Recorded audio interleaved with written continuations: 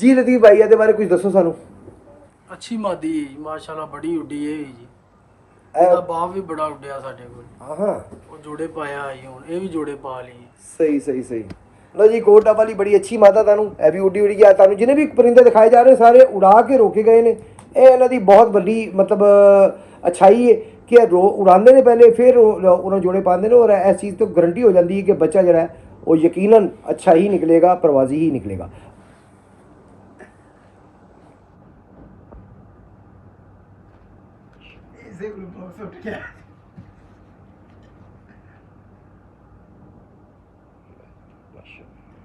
बहुत ही शफाफ अख है जी, बहुत शफाफ।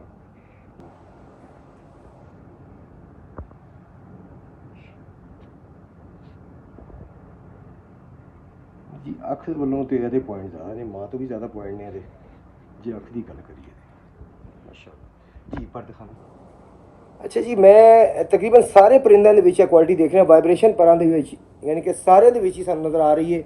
और इस चीज़ की निशानी होंदी है कि कबूतर अपनी ब्रीड के प्योर होंदा है, जिन्ना प्योर होएगा उहदे च उन्नी निशानियां ज़्यादा वाजिया होणगियां जी। दूसरा पता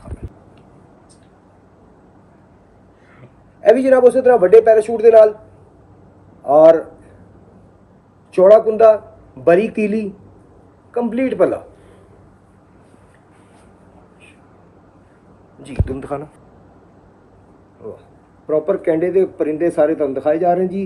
और हर छत पे अच्छे परिंदे भी होंगे ने, नॉर्मल भी होंगे, लेकिन इत्थे वालों सारे ही अच्छे नज़र आ रहे हैं। एक भी ऐसा नज़र आया कि जरा असीं कही जी साडी नज़र च नॉर्मल है, सारे एक तो एक वध ने माशाअल्लाह जी। पंजे दिखाना